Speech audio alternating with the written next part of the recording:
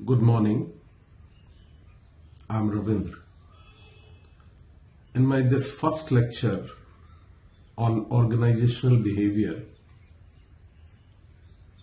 I will like to cover the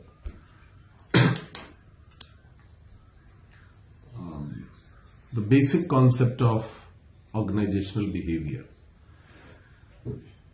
तो before going ahead, आगे बढ़ने से पहले ये जरूरी है कि हम ऑर्गेनाइजेशन क्या है और बिहेवियर क्या है, इन दोनों शब्दों को पहले स्पष्ट कर लें।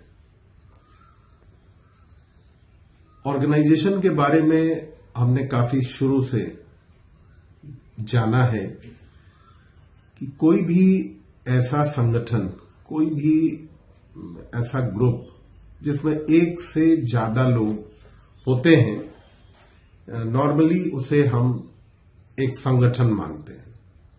एक इंडिविजुअल होता है, लेकिन जैसे ही वो किसी मकसद के लिए किसी और के साथ जुड़ता है तो वो एक संगठन हो जाता है। यहां जिस संगठन की बात हम करेंगे वो काफी वृहत है, लेकिन उसकी पृष्ठभूमि यही होती है कि एक से ज्यादा लोग किसी खास मकसद के लिए संगठित होते हैं। अब उनका मकसद स्पष्ट होना चाहिए। अगर कोई मकसद नहीं है तो वो कोई संगठन नहीं है।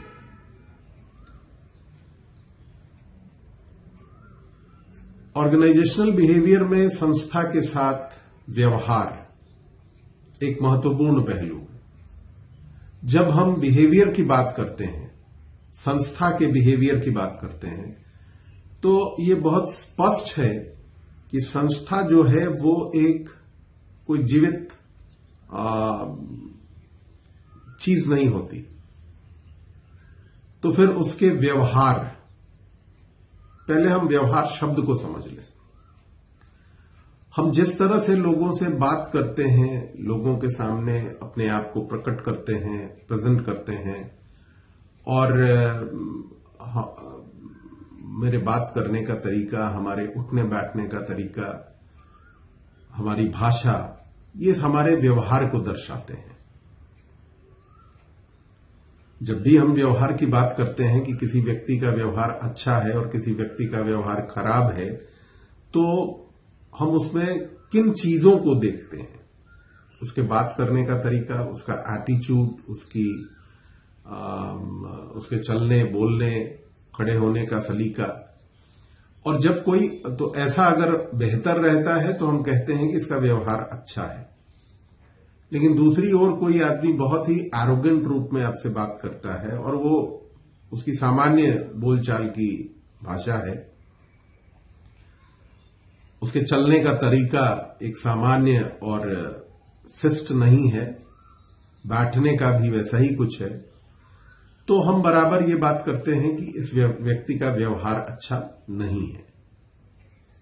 तो ये अच्छा और खराब व्यवहार किसी भी संस्था के लिए जब हम देखेंगे तो वहां काम करने वाले लोग, जो भी लोग वहां हैं, उनके व्यवहार से उस संस्था का व्यवहार गठित होता है, तैयार होता है।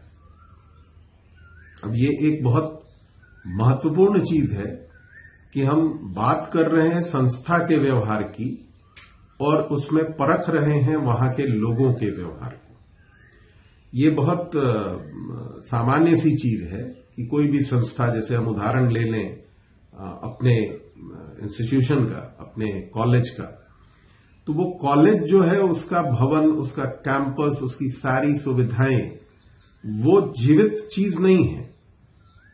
हमारे लिए वो सुविधाएं खड़ी की गई हैं, आप सबों के लिए ये सुविधाएं खड़ी की गई हैं, लेकिन हम किस तरह से व्यवहार करते हैं अपने उस परिसर में, चाहे वो शिक्षक हो, चाहे वो प्रशासक हो या छात्र हो, हमारा जो व्यवहार होता है उससे हमारी संस्था का व्यवहार परिभाषित होता है। हम अगर अच्छा व्यवहार करते हैं तो संस्था अच्छी है, हम खराब व्यवहार करते हैं तो संस्था का व्यवहार खराब है।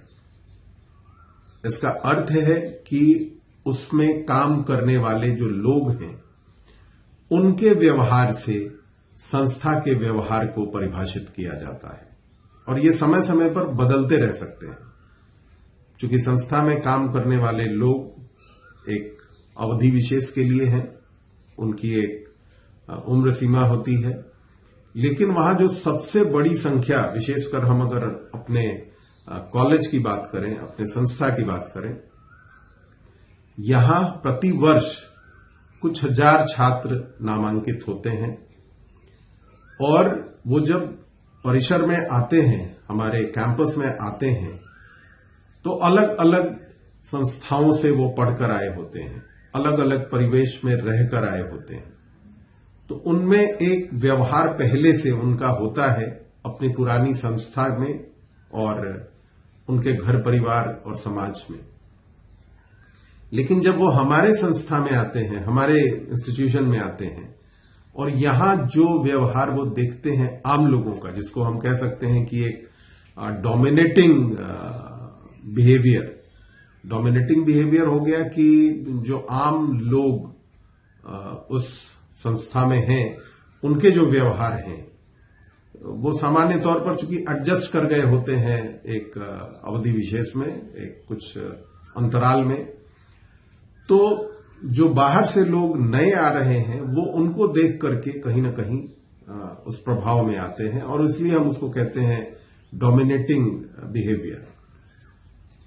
अब हम जो कुछ भी उस